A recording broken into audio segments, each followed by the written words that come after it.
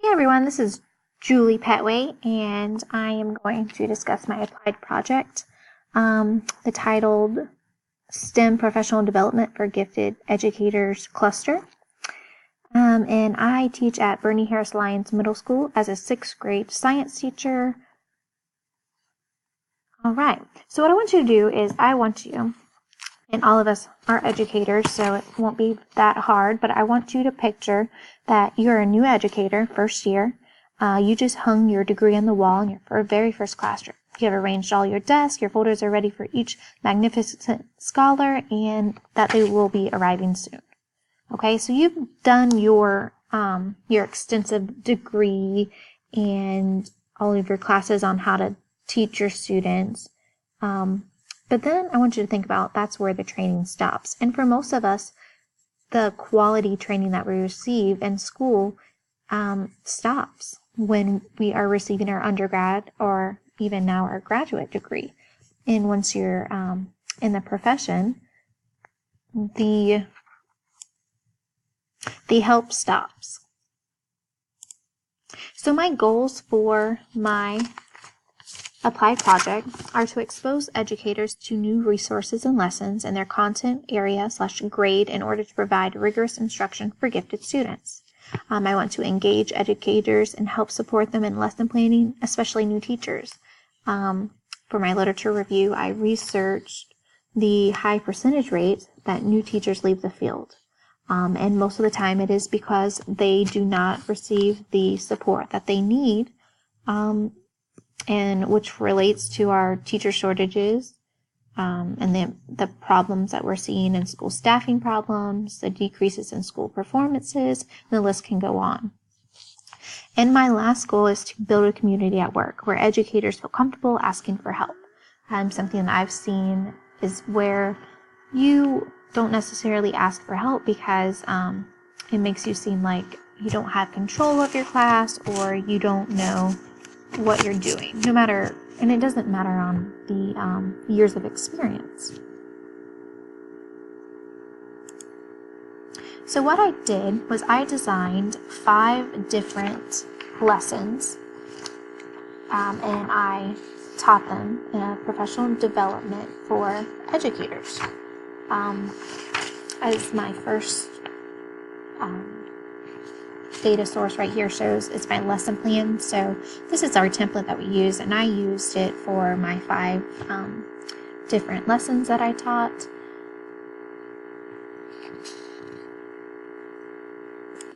And I'll briefly explain a few of those. So the first one was a Lander and a Rover X Prize. And this is where educators are building a lander and a rover. The egg goes inside of the lander, and then, the egg goes inside the rover, and the rover sits inside of the lander. And we drop it. We actually dropped it from the ceiling to see if it would protect the egg. Now this took place on my first professional development opportunity for teachers, and we only had 30 minutes, and it was after school. So it was very fast, and only 7 teachers showed up out of 49. So this lesson I learned about at Honeywell Educators at Space Camp last summer. A lot of the lessons and resources that I gained from that professional development that I attended. The next one activity that I presented was the Space Solar Probe, and that resource was from National Geographic. I'm working on my National Geographic certification, so it's actually a few of the activities that I used to get my portfolio together for that National Geographic. Not only do I present the lessons that I've created or resourced from, but also the resource where I'm grabbing things from. So like for National Geographic, I did show educators the site and where to go to look for different lessons so that they're able to, pull their own information easily. Okay, so this one did call for, it was another hands-on. I try to make sure all of the lessons are hands-on for the educators. And I designed it in like a 5E model where elicit, engage, explain, elaborate, and then evaluate. Okay, and 2 of the educators came to this one. The third lesson was the art of origami. This was another one that I really enjoy, and the teachers were, very perceptive to this one and enjoyed folding the paper. So this was an origami lesson. Lesson 4 was a Raspberry Pi. Another professional development I went on, we actually received a Raspberry Pi and was able to design a few different things using LED lights and the breadboard. So I was able to show that to teachers and get them familiar with how to incorporate that into their classroom.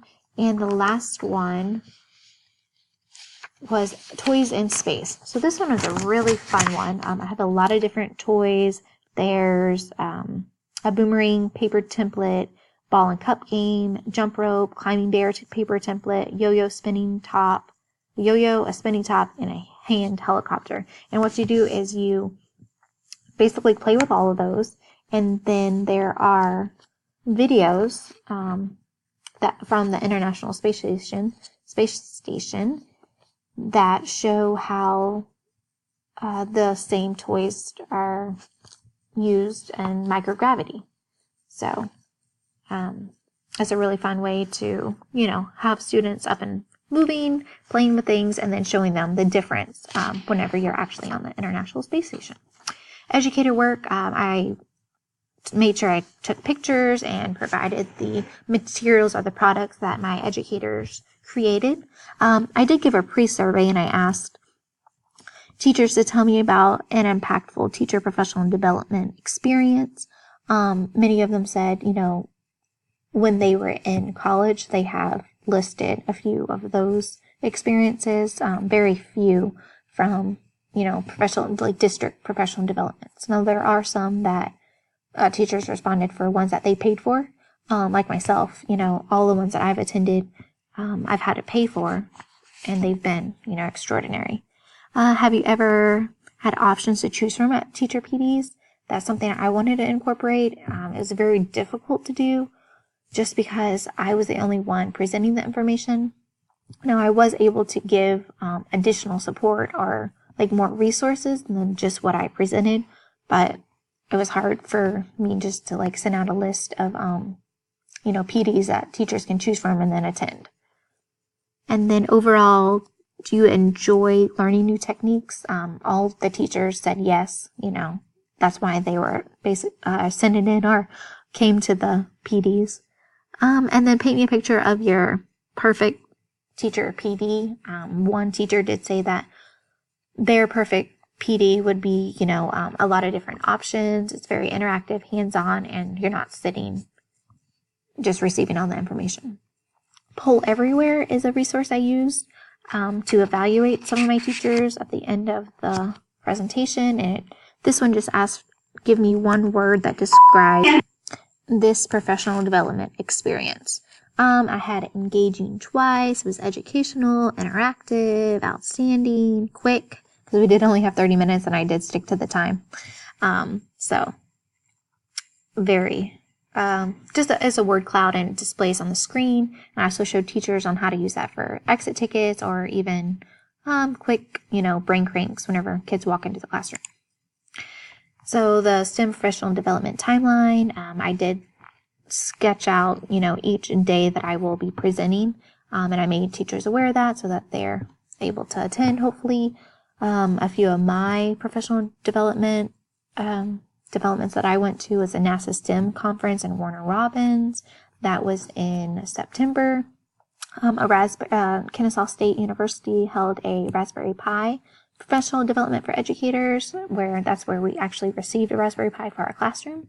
The Georgia STEAM Conference, which was here in Athens, I guess about a month ago now, I was able to attend both days. My district sent me, so that was a wonderful opportunity. I learned, was able to bring back so many resources, and I actually created a resource page for that for the educators that I shared with. Smithsonian has wonderful lesson plans that I pull from. NASA Educators at Space Camp, like I've talked about, there's a lot of resources that we were able to get from there. So some challenges that I ran into holding these wonderful PDs that I designed and wanted to present was we're busy. Educators are extremely busy. Everyone, teaching classes and finding time to hold these PDs were difficult.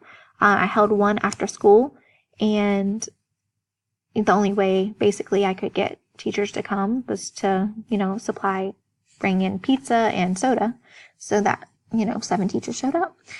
Saturdays are out of the question. No one's going to come in on a Saturday. And, during planning, if there's not already something else planned, sometimes you just need a minute to decompress from your day. So it was very difficult to find time to give these. So a solution I thought about was recording them and then maybe sending them out. But will, educators actually listen to them?